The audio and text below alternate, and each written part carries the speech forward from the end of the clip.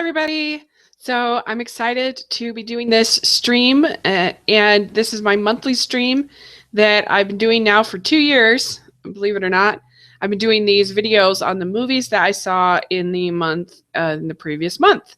And these are either 2016 releases or they are going to be films I saw in the theater in that month. So one or the other. So there'll be some previously released films that I'll talk about because I saw them in the theater. So there you go.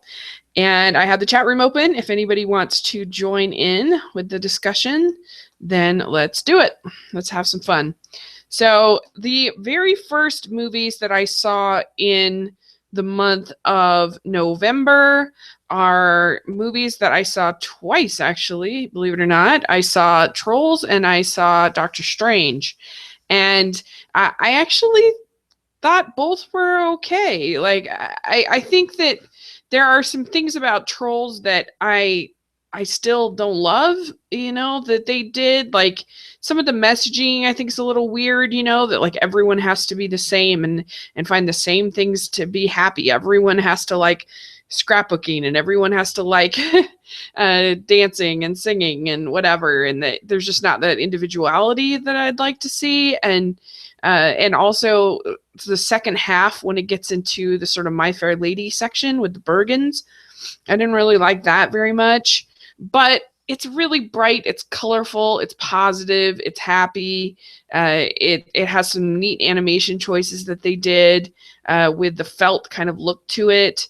And it was really fun. I got to be on the Rotoscopers podcast about Trolls. And so I guess it'll always be a little bit special to me because of that. And so that was a fun experience. And when I saw it a second time, I realized there was a little bit more nuance to it than I had realized on a first watch, where there's a scene where Poppy and Branch are fighting, and Branch says, "Don't you ever feel sad? Don't you ever feel unhappy?" Whatever the words was. And she says that she says, "Of course I feel that way, but I'd rather live in a world where most of the time things are happy, and most of the time things are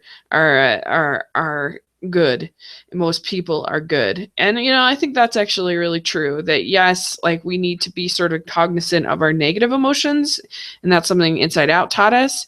But we also, I think, need to be optimists as well. So I think that Trolls is a fun little movie, even with its problems. I still sort of stick with my grade. I think I might give it a C+.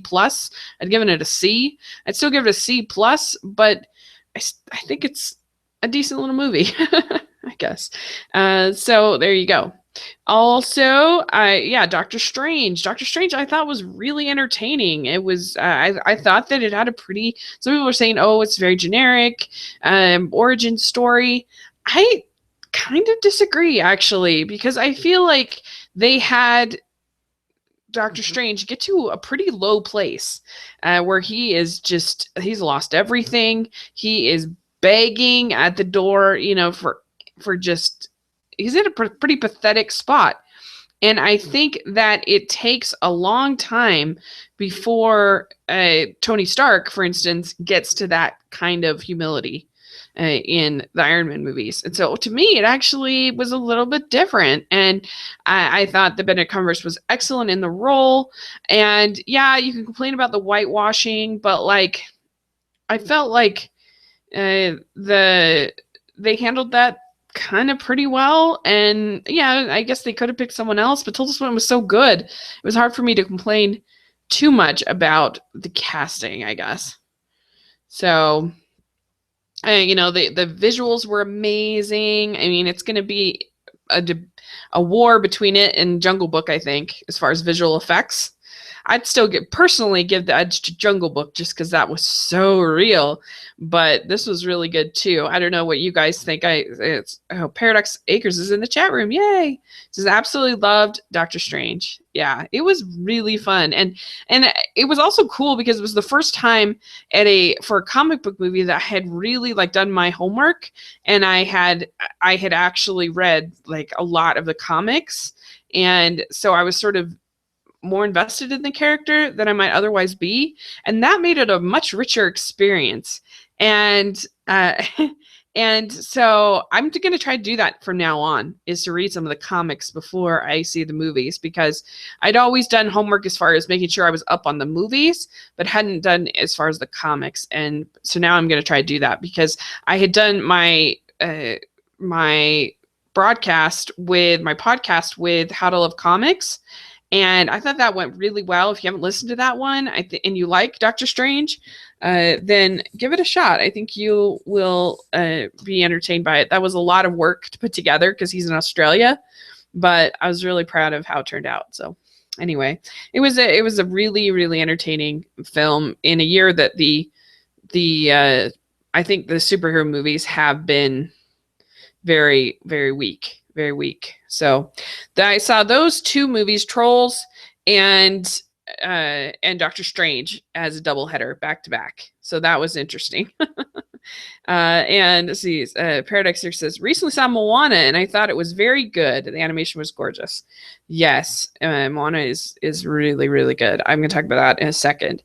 That same weekend that I saw Doctor Strange and Trolls, I saw Christine, an indie called Christine, and this is about a woman who it's true life story about the first woman to commit suicide live on air.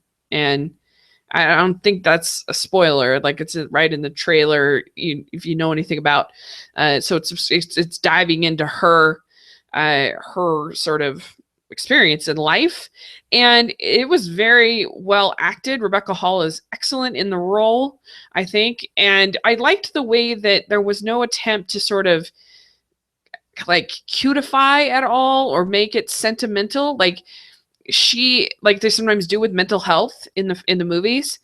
Cold Summer's there, hi.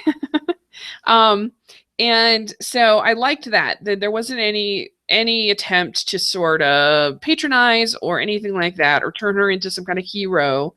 And she's kind of unlikable. You kind of understand why people struggled to get along with her. The accusations that she makes, the way that she talks, the way that she treats people. But then you also saw where she was coming from as far as her unhappiness and the disappointments that she has in life. Were very relatable to me. The loneliness that she has, I could relate to that. The frustration of wanting to do something but not really having the skill or the connections, that missing that sort of intangible thing that other people seem to have but you don't have, and you don't know how to get it, and there may be no way that you can get it. And so that was really good. And overall, I definitely recommend the film. I gave it a B, I think. I ended up giving it a B or B minus, I can't remember. And it's a little bit slow.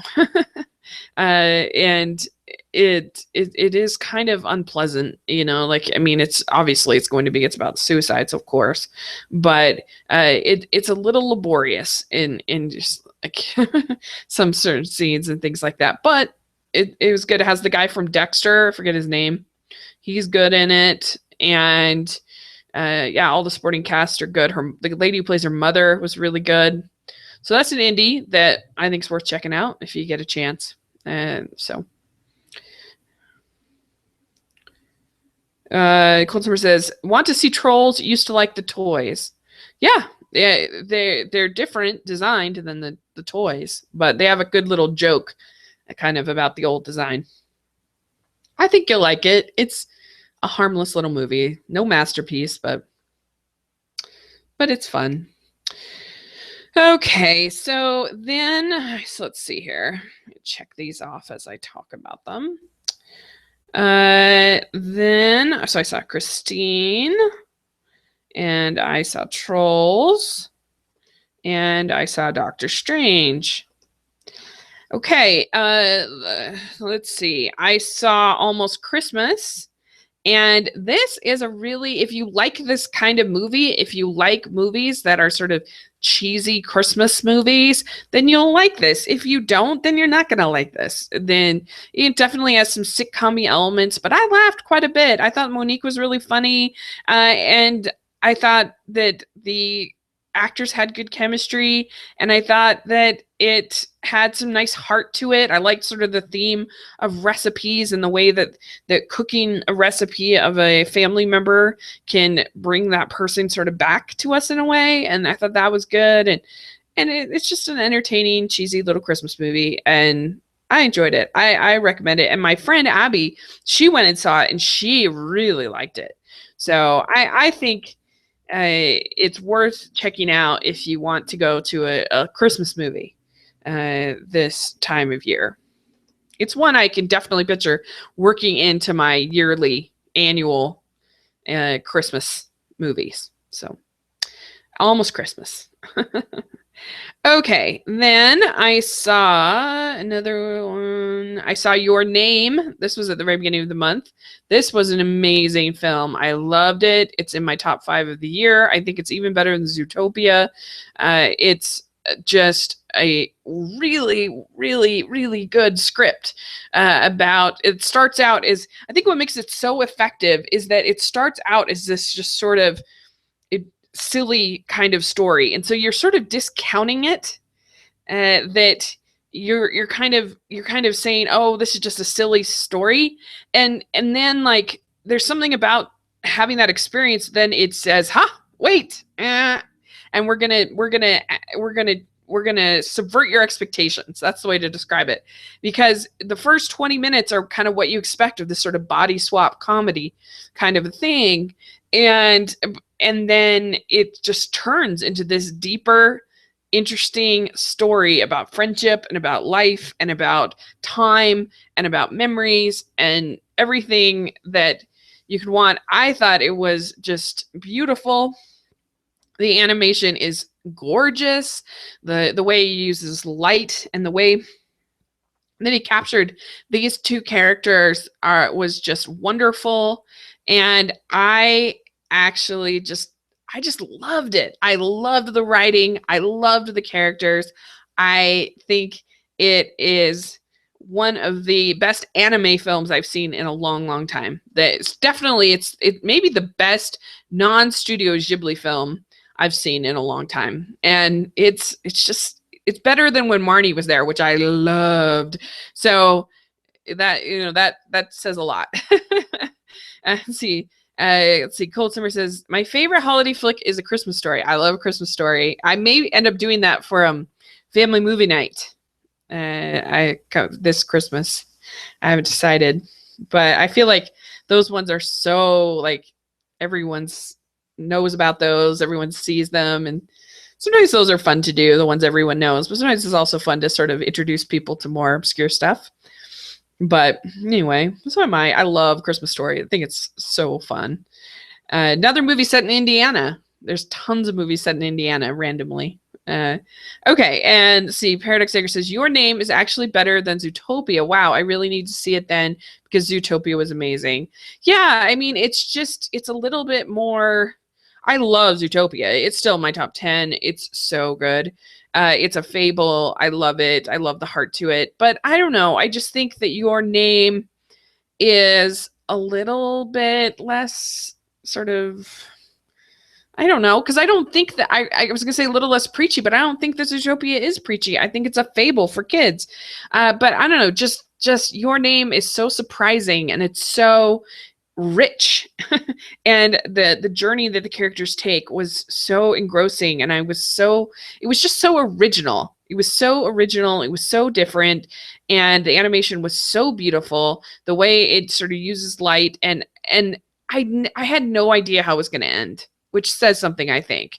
I had no idea. Whereas like Zootopia, it does follow certain sort of different beats, and you kind of expect, which isn't a bad thing, but originality is also a really good thing. I don't know. I just loved Your Name. Definitely check it out. You might not like it as much as me, but I just thought it was a gorgeous, beautiful film that was funny, and it'll make you cry at times. It just has every emotion that you could want because of the great characters, the great writing, the great animation, the great story. So there you go. All right, some other ones that I watched that were 2016 releases that I watched at home. I watched 13 Hours, the Michael Bay Benghazi movie, and I actually thought it was pretty good. I mean, I don't know. Maybe it's just I went into it with really low expectations, but I thought it was pretty engrossing. I felt like I was there. I felt like I was part of it. I felt like I got to know these guys, and it's definitely very violent. It's very bloody, but I thought it was good. I liked it. What can I say? He did. It's definitely his best movie, in my opinion. I think it's better than The Rock, even, which everyone, always touts as his best movie. But I think 13 Hours is much better than The Rock, personally. So there you go. I thought it was actually filmed kind of cool, and so what can you say? I don't know. Have any of you in the chat room seen 13 Hours? Let me know if you've seen it. Another one that I saw that from earlier this year was the movie Maggie's Plan.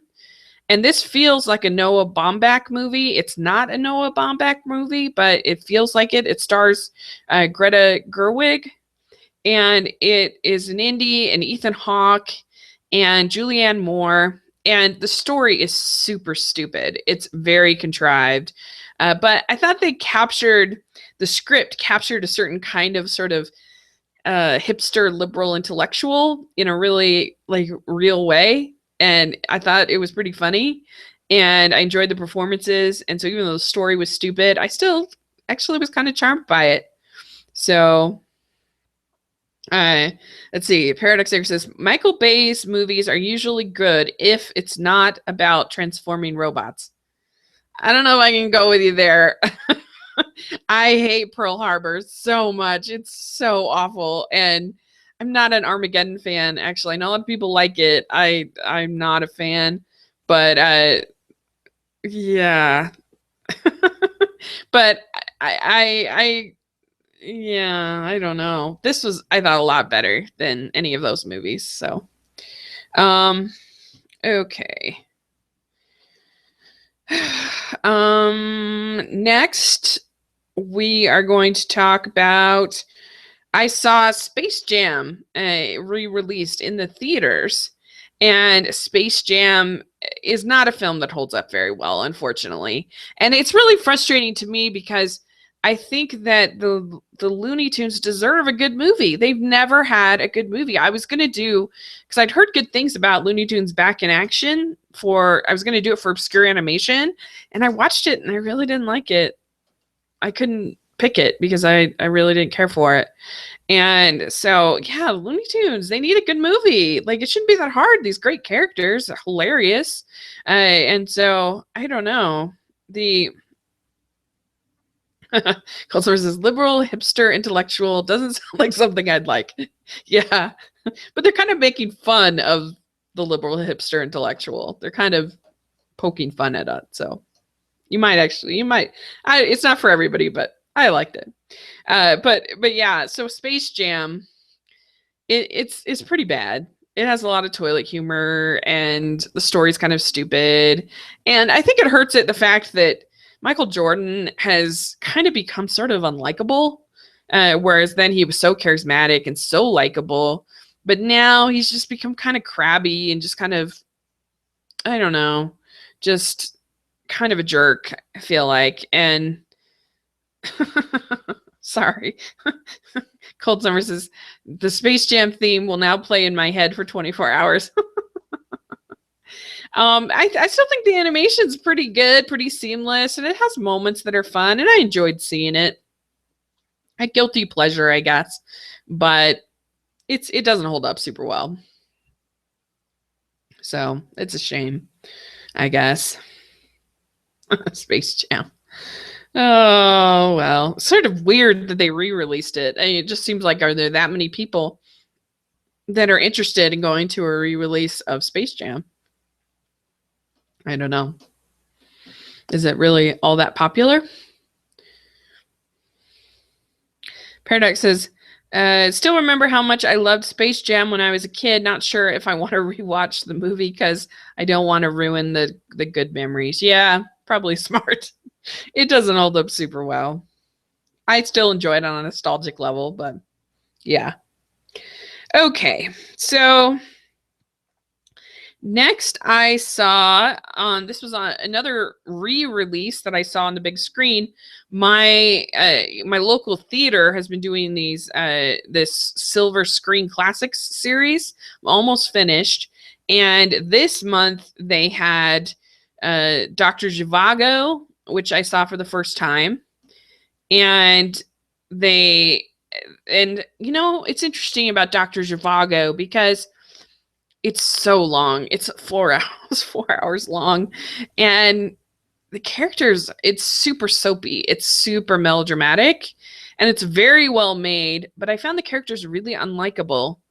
And so it wasn't my favorite. I mean, that's a long time to spend with people that I don't like. I was it was really well done for what it is, and I see why it's a classic, and the filmmaking totally holds up, but yeah, it wasn't my favorite of the series for sure. But let's see here. Is it weird that they are making a sequel, Space Jam sequel? I didn't know that, and then Paradox asks, kind of seems like it's in development hell. Yeah, I didn't know that they were talking about a sequel. I hadn't heard that part of it, but I heard they were doing a remake with LeBron James. And to be honest, it seems like a good idea.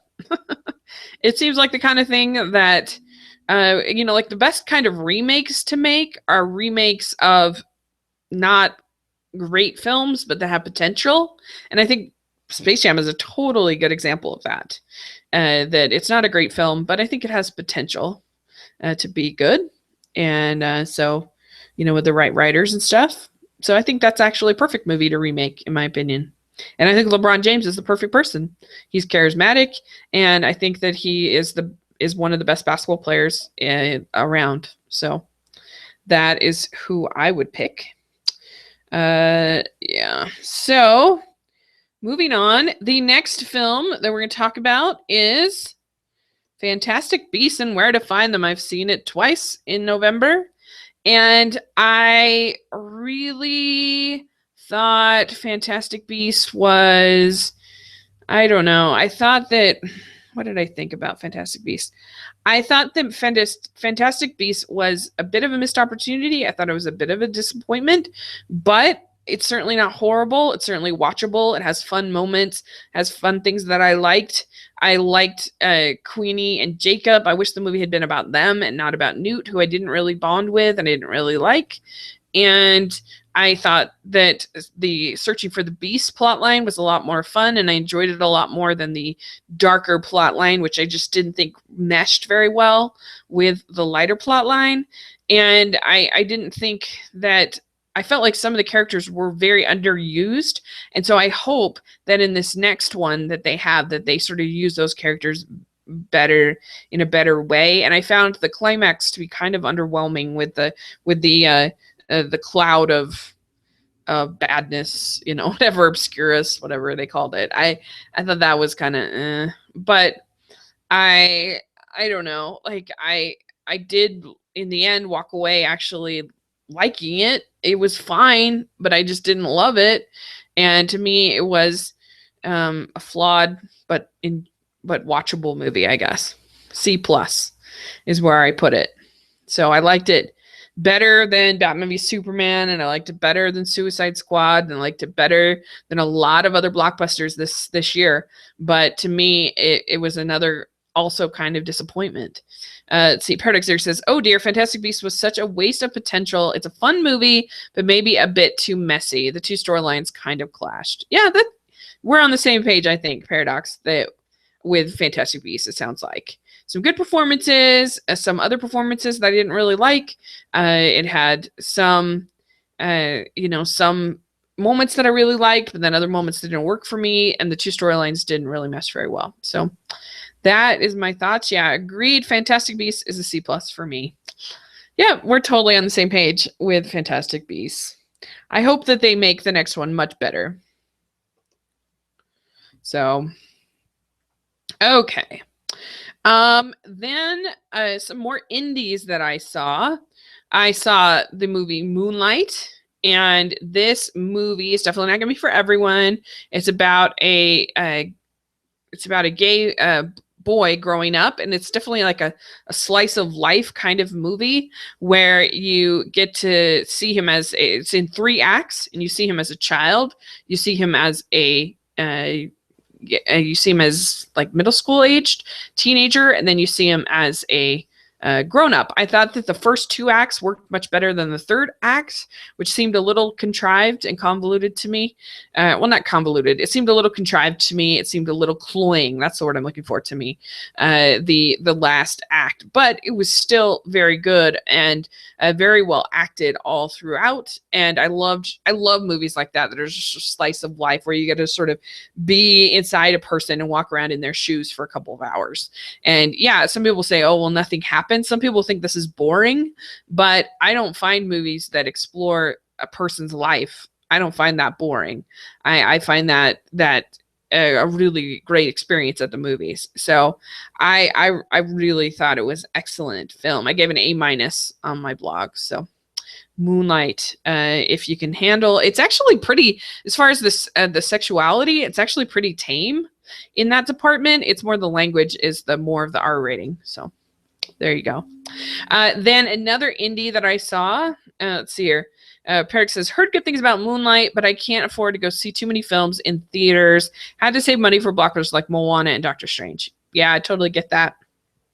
I think that, this is one that will probably be on Netflix, is my guess. But you should definitely rent it when you get the chance. So... yeah, I have the movie pass, which for someone who sees as many as me, it's definitely well worth it. But you have to see probably 5 movies a month for it to be worth it.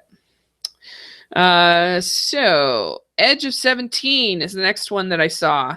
The Edge of 17, it stars Haley Steinfeld, and it's an interesting movie because I really admire what they achieved in this movie. It's definitely, there's a realness to it that it'll make you think about yourself when you were an angry teen at 17. And it certainly reminded me of moments, when I was that age. But I have to say, like, I kind of left it just feeling kind of exhausted mentally from having this experience. Like, I much prefer movies like Sing Street or Perks of Being a Wallflower, or even Juno. I think had more hope and was just sort of more positive than this, even though I think what they did, they achieved what they were trying to do just about perfectly. The script is very, very well done. And the acting is very, very good, but it is kind of, I don't know. It's just one of those movies that I'm glad I saw it, and it was very good. They did a very good job, but I never want to see it again because it was just kind of unpleasant. So I would, I don't know if that makes sense, but it's kind of like certain movies like, I don't know, 12 Years a Slave or something like that. Like, they did a great job. It is executed very well, but I never want to see it again. This obviously isn't as extreme as that, but it's the only example I can think of. But it's interesting. So let's see. Cold Summer says, angry teen, like how I was when I saw that ad for Autism Speaks once. Oh, yeah. Was it bad? Oh, that's too bad. And the C Paradox series says, Edge of 17 sounds good. It does have Seinfeld and Harrelson, but I really, really, really do want to, or really do not want to relive my teen years. Yeah, that's the thing. That's the struggle, because it doesn't. It's pretty brutal, I thought, and it really reminded me. I mean, there was one time when I was I don't know, like 15, 16, when I threw a book at my dad. My poor dad. You'll watch this movie and you'll want to call your parents and be like, I'm sorry, I was such a jerk. And so it does what it's trying to do super well. They did a good job, but it's just kind of unpleasant. It's I don't know if that makes sense. uh, okay. So then I also saw, let's see here. Okay, then I also saw Arrival, and this is by Denis Villeneuve, and I gave sort of my initial thoughts. I have not had the chance to see it again. I thought about going tonight, but then something came up, actually.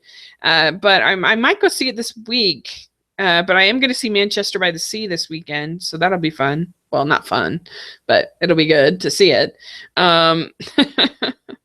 Anyway, and so I saw it, and it's really good, and they did a very good job, and it has some really interesting ideas about language and the way we communicate. And I thought that it was moving, and I liked the ending. I didn't have any problem with the ending, but I don't know. For some reason, it just didn't excite me the way that it excited everybody else. If I feel like is just masterpiece. It's the best movie of the year, kind of a thing. Like, I don't know. It was good. I really liked it. I don't really have a whole lot of critique from it, but it just didn't, And I thought about. I think I kept comparing it to Midnight Special, which to me, I felt like Midnight Special gave more perspectives on a similar kind of event kind of happening. And so I felt like I liked that a little bit better than like just having the one perspective. And I felt like, I don't know, I felt like there was sort of more room for different interpretations with Midnight Special of what happened and what was going on, as opposed to this, which just the ending just said, here you go, here's what this all means, boom.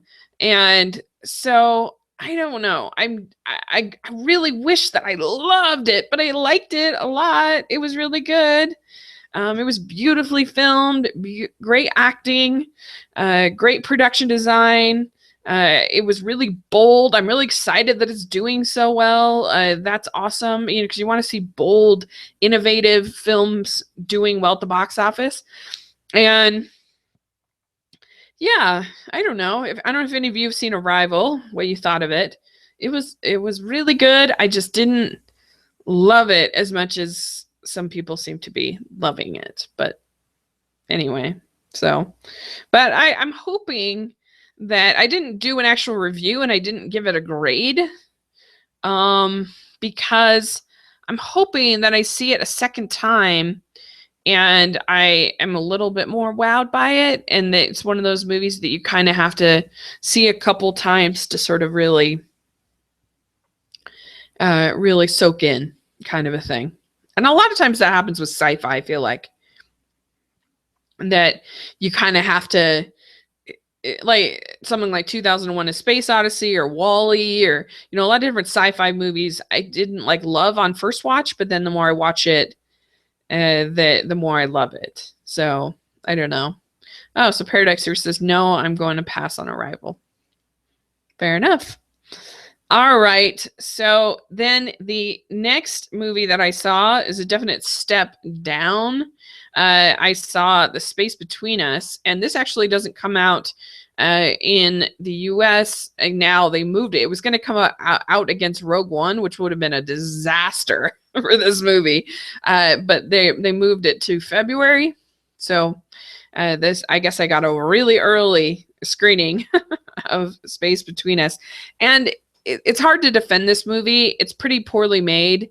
It's pretty, the acting isn't very good, especially Gary Oldman is really bad in it. Like when he's off, he's really off, more than other actors, I think. Like there's other actors that I feel like even in a bad movie, like they're still good, but I'd say not him. I don't think so. Paranoia, the Scarlet Letter, Little Red Riding Hood. Like, he has been in some bombs, and he's bad in them, and he's bad in this. I thought he was very bad, and I thought, yeah, all that Asia Butterfield, he is not doing it for me. He was flat in Peregrine, and he's flat in this.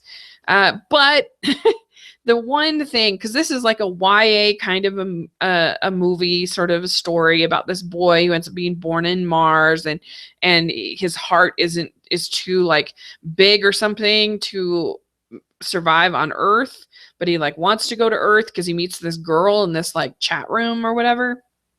Anyway, but the one thing that I will give it credit for, compared to all of these horrible YA movies, is at least it felt positive. Most of these YA movies are such downers, and they're so like something like The Fifth Wave, or I'm not a Hunger Games fan. I've only seen the first one, but the first Hunger Games movie and the books were very to me, very downers. And I don't know, The Divergent, just all these young adult stories are so depressing, and so I did like the fact that this was positive. This was about appreciating the moment, and about the good things about the earth, and so if I can't recommend it, I gave it a C, but I don't really hate it because of that. At least, like, if I had a teenager and I was trying to pick a YA kind of movie for them, like, this would be more that type that I would want to recommend versus most of the other stuff, even though I recognize that it's not very well made and it's not very well acted. So there you go. I hate those YA kind of dystopian stories. They're just not for me. This isn't dystopian, but the Maze Runners are such a slog. I just don't like that genre. So not for me. Yeah. So Paradox says, totally agree with you on Hunger Games novels. They're so depressing and joyless. Yeah, that is such a good word. Joyless. They are so joyless. And so many, I felt the same way, the Maze Runner books and movies, and just any people are like, oh, you got to read it. You got to read it. You're going to love it. And then I read it and I'm like, ugh, it's so depressing. So I don't know. I guess I just don't get YA. The only one that I like is The Giver, and that movie wasn't as good as it should have been, but I do like that novel. And I love A Wrinkle in Time, but that's not really it kind of is dystopian. So I hope that movie will be good because I love that book. So there you go. See, hope they make more female-driven YA movies, though, if only so young actresses get main roles. Yeah, I mean, I feel like most of these YA movies are female driven. You got your Twilights, your Divergence, your Hunger Games, so it's kind of a weird little niche for them. But I mean, just compared to The Fifth Wave, I'd watch The Space Between Us a million times over something that was just so bleak and so violent and sad, and I don't know, I don't get it. So okay. Then the next movie that I saw in theaters was, let's see here. I saw on the same day, I saw Allied and I saw Moana on a double header. So I'll talk about Allied first. So this is directed by Robert Zemeckis, and this definitely earns its R rating for it is pretty sexually explicit, and it is pretty violent, more violent than I was expecting, to be honest. And there is some language. So just know that going into it. This movie, I feel like, is like a solid cable watch. Like if you're, like bored on a Saturday, like it's not horrible. I didn't hate it, but it's very forgettable. And I thought that that Marion Cotillard and Brad Pitt had pretty good chemistry, but I didn't think that they had like a really good story, to tell, even though it's a true story. I don't know. It's just very sort of sappy, and I don't know. It feels very old fashioned. I was moderately entertained by it. It's moderately entertaining. It's okay, but it's just not great. The writing's just not that great, and it is pretty well made. It looks good. You definitely get a sense of place that you're there in the 40s, I think, and like I said, they have good chemistry, so I enjoyed it, but it's just not a great movie. It's certainly better than The Walk, his last movie, which I didn't think was very good. So interesting. It feels like a really weird pick, and for Zemeckis, and it feels like a movie that doesn't quite know what its audience is, because it has these violent moments, it has these real, R-rated moments, and yet it's trying to be this sort of old-fashioned Hollywood movie that so it just sort of doesn't quite know who it's trying to sort of be. But let's see, Perkins says, how was the romance in the film? Yeah, it's good. Like I said, they have good chemistry, and I like them as a couple. It's definitely really sappy and schmaltzy kind of romance, but yeah, that was good. I liked the romance. The performances are really good. So I recommend it. I wouldn't recommend going to the theater and seeing it, but it's worth a rental. I think. So there you go. Only 3 more. Okay, this was on Thanksgiving, the day before Thanksgiving. Wait, no, I was going to talk about Moana because that was the same day as Allied. So I saw Moana, and I've talked about it a lot on this channel, but I loved Moana. I thought it was so beautiful. I thought the music was so great. I thought it was such a good example of taking a formula story and really executing it well. And I really loved its sort of take on sort of in Homer's Odyssey kind of a story, where she meets one obstacle and then meets another and meets another.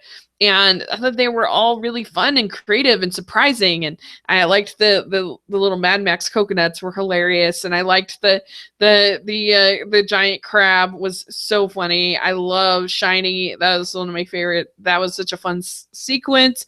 Then you got the lava monster, and I liked the connection between her and her grandmother. And I liked the fact that she's not really rebelling. She's just doing what she has to do for her village.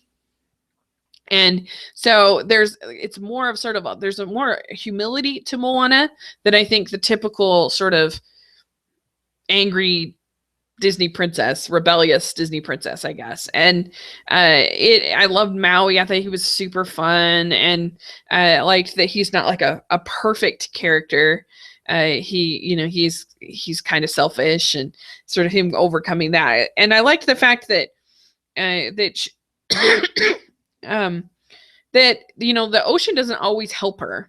I saw an interview with Jared Bush, the writer, and he was saying that the ocean puts her in a situation where she can solve problems. It never solves the problem for her. And I really think that is true about her. And I just liked her character so much. And I liked the animation. I loved the ocean. It was so beautiful. And I thought like the chicken Hey Hey was super funny. I loved it. I thought it was so entertaining. So yeah, there you go. Let's see. Harry Sager says, watched Moana with a friend. We were both blown away by the gorgeous animation, stunning film. Yay! It's great. I loved Tangled, but I don't know. I think that I might like Moana a little bit more just because I love the island so much and I love the ocean so much. And I think the music is better in Moana than in Tangled. I like the music in Tangled, but let's see. Enjoyed the film a lot, but what did you think was the narrative or point of Moana? Because I'm struggling with that a little bit. I think it's a classic sort of finding yourself, finding who you are, kind of a thing, finding your role. Like by the end, she's able to sort of put that stone up on and take her place as the leader of her people. It's a hero's journey. And it's not a strong messaging movie, but I don't think it necessarily had to be a messaging movie like you had with Zootopia. And so and so I think that it could be something that was just a journey about her coming to sort of know herself in a new way. So let's see. Paradox says, personally, Frozen, Moana, and Tangled. I totally get that because I love all three of those films. It's really hard. I love all three. And I think that Frozen definitely has more of a message.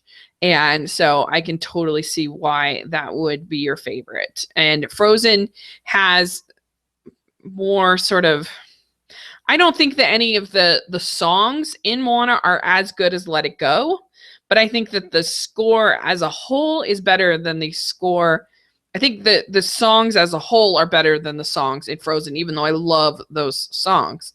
And so I don't know. Excuse me, I got a cough all of a sudden. But yeah, I mean, I think that Frozen tried to subvert more of the traditional Disney narrative.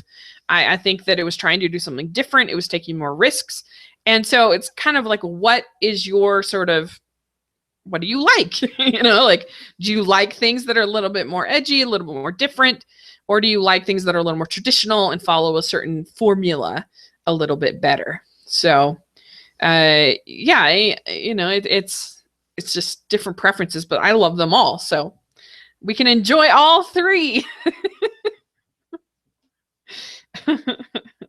And so, oh, good. You're going to see it on Friday. Good. Yeah, I think if you look at it as kind of an Odysseus kind of story, I think you really sort of enjoy it very much. And yeah, I love Jermaine Clement as the crab. He's hilarious, and it's just really entertaining. So, and what a talent they got in Alan Carvalho.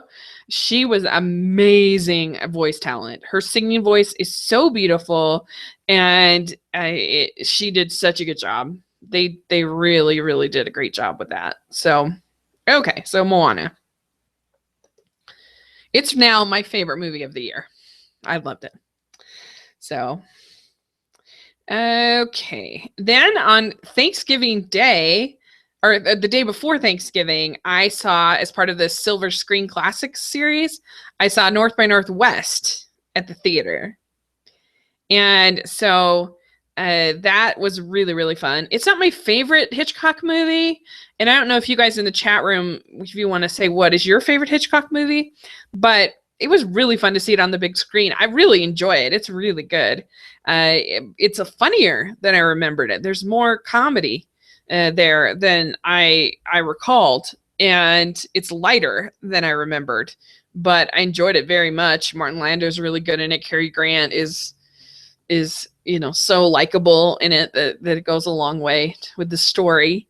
And yeah, it's a really, really you know, some of the shots that he gets, you know, the classic scene with the crop duster and him, you know, running away from that's great. The scenes on not Mount Everest, in Mount Rushmore, really good. So, you know, that was very fun to see. Great music in that movie. Let's see. Tom says, my favorite Hitchcock movie is Psycho. So yes, Psycho's great too. I actually just watched that on Halloween with my sister. So that was fun. And yeah, I guess just one more to talk about is I saw the movie Sing. And Sing is not going to be released until the 21st in the US. I don't know when it's going to be released other places. And I went into this with very low expectations. Sorry. Let's see. Okay. Paradox says, ashamed to say I've only seen Psycho. Oh, so you've got some good viewing ahead of you. My favorite Hitchcock movie is Vertigo. It's my favorite, but it's not the one I would necessarily suggest starting with, because it's a little bit slower, and it's a little bit more it's kind of out of the box than maybe his other films. What would be a good one to start? good Hitchcock. I mean, North by Northwest might be a good one to start with, actually, I think. And yeah, because it's really approachable. To Catch a Thief might be a good one to start with. That I'd recommend. The Birds is a lot of fun, so you might start with that. Anyway, yeah, that's interesting. Okay, so yeah, about Sing. I went into it with low expectations, and as Tom Blakeney is reminding, the secret to happiness in life is low expectations, which is my motto. I need to have that like printed out like a big poster or something like that. And so, yeah, I wasn't expecting that much. I'm not that big a fan of Illumination. The trailers were really bad. And, you know, jukebox musicals just aren't my favorite. And the greatest lesson in life.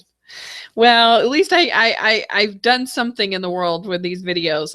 I've given that message of low expectations. Let's see. Reese says, I rarely see new movies at my age. I don't have the money to go to the movies constantly. I hope to start a rhythm of seeing new movies just so I'm educated in conversations about them.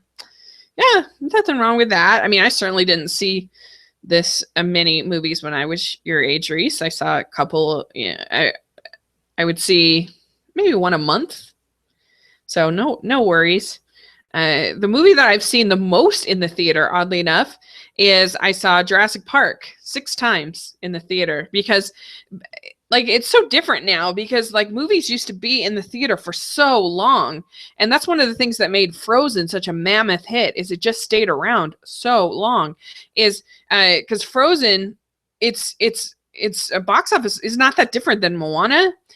But Frozen started in the end of November, and it went all the way until March in the top 10. That's just unheard of. You never would have that kind of longevity now, even for like The Force Awakens. And so, yeah, it's just something that was different. And Jurassic Park was in my local theater for like forever. And it was in the regular theater for like the whole summer, I swear. And then it was at the Dollar Theater after that for like 3 months. And so I saw it like just over and over, because those dinosaurs back then blew me away. I thought it was amazing. So yeah, so Jurassic Park still has I saw Force Awakens 5 times, but it didn't beat the record of Jurassic Park. And that's why I was kind of disappointed with Jurassic World, because I love Jurassic Park. So I had to say, I've not seen Norm of the North. No, bad memories. Anyway, I don't know how I got on that tangent. Sorry. But I was talking about going to see movies a lot. Yeah, I tended to re-see movies a lot when I was your age, Reese. So it's all good. The Sing. So Sing. I had pretty low expectations for it, and I went in and I thought it was kind of charming. I enjoyed it. It's not, I don't know, like it has, I thought, characters that I liked, and I liked spending time with them. And I thought that it was sort of refreshing that, because the story is stupid. It's very contrived about this save the theater kind of a thing. We've seen that a million times. But I thought they had these characters, because it would have been easy in this kind of story to have it all be just sort of like young teens or something like that, all looking to be a star, like a American Idol kind of a thing. But they didn't. They had like there's a sort of a tired housewife character. There's a sort of a more of a gangster type character, and this little gangster mouse. And anyway, there's different characters, and I liked particularly the Rosita character, because I think that it's a good experience for kids to see a character like this housewife character, and for them to maybe take a second to look at their mother, whether they happen to be a housewife or not, to look at their mother and say, oh my gosh, like is this the way my mother feels? Like, it's just sort of an interesting thing. And I thought they did it really well, and that there were moments of sort of nice heart between all these different characters. I liked the elephant character, Mina, I think her name is, because she has all this talent, but she's so nervous. And I think a lot of performers can really relate to that you want to express your talent, but you have all these insecurities. And so I thought she was good. The music, like, it says that there's 85 songs in this movie, and they must have spent $1 million on this, on the licensing rights to these songs.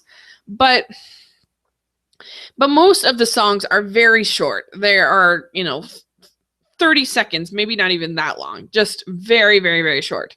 And those were all pretty much forgettable. Some of them had a couple funny jokes or whatever, Baby Got Back or whatever, but the songs that were like actual songs and that you like got multiple verses, like a real song, I thought were really good, and I liked them, and I thought they were performed well, and I enjoyed them. And overall, I thought it was kind of a harmless, entertaining little movie. So I walked away having been entertained. So I gave it a B+ on my YouTube review, and now I'm more like a B. So I give it a B. It was solid. It was entertaining. It had good characters, and it had some good music. So there you go.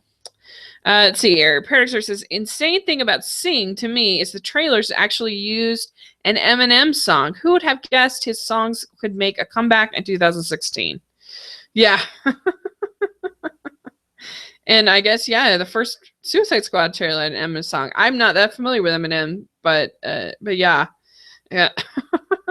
Who'd figure?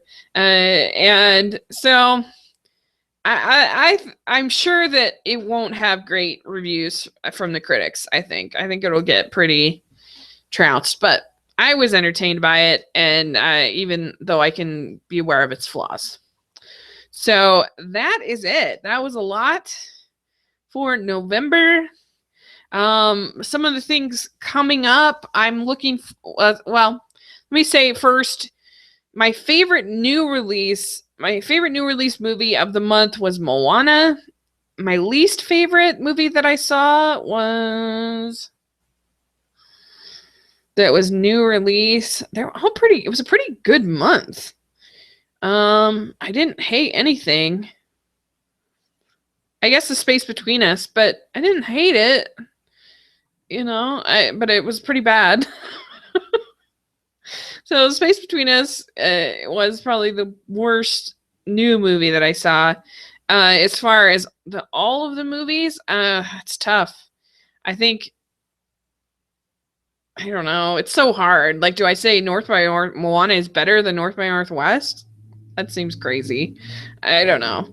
But Space Jam is probably the worst movie that I saw in the month, but I still kind of liked it. So there you go.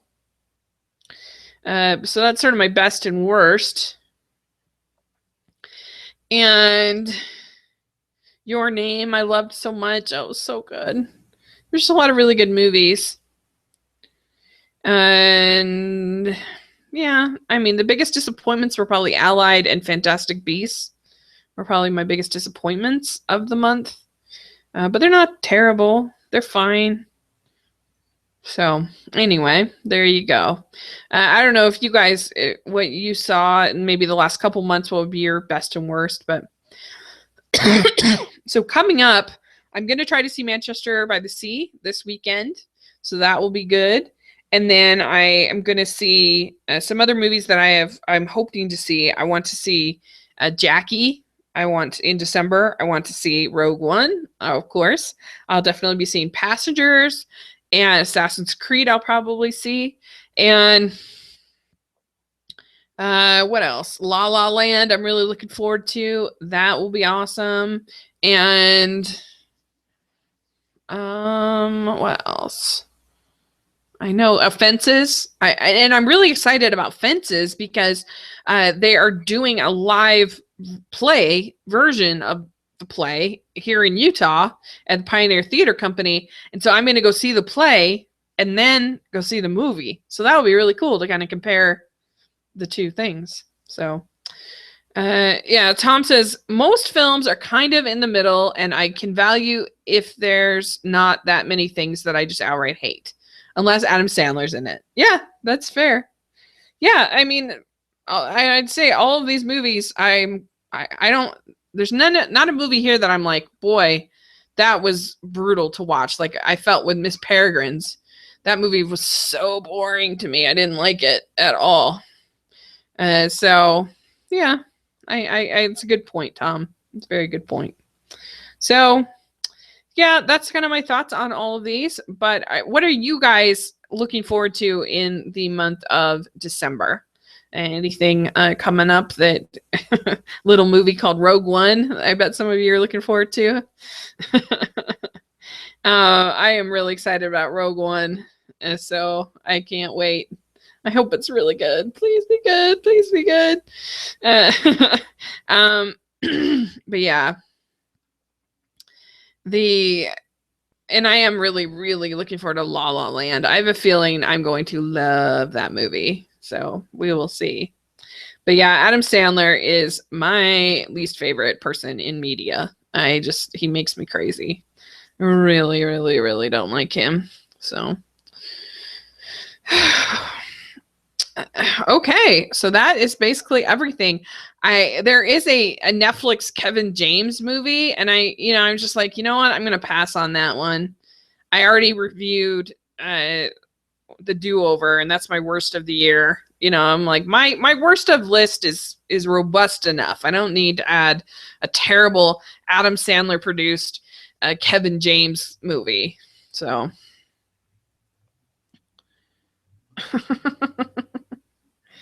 yeah, Paradox says, yeah, I want to support the indie film Rogue One. Tom Blakeney, what are you saying? He says, and go on 1,000 videos about 10,000 videos about why you love La La Land. Are you saying that I overdo it? I go on too many videos about my favorite movies? I'm sorry. I'm just so excited. What can I say? That's funny. Well, all right. Well, that's basically it. Well, thanks for joining on this stream. And I look forward to December and some really, hopefully, great movies. And we'll be doing I probably won't be doing, no, I know you're only joking. But I probably won't be doing my best of the year list until February because there's some movies that just aren't coming to Salt Lake until February. So that I want to see and want to include in my list. So anyway. So yeah, let's hope it's good. But thanks so much. I really appreciate it. And I will talk to you all soon.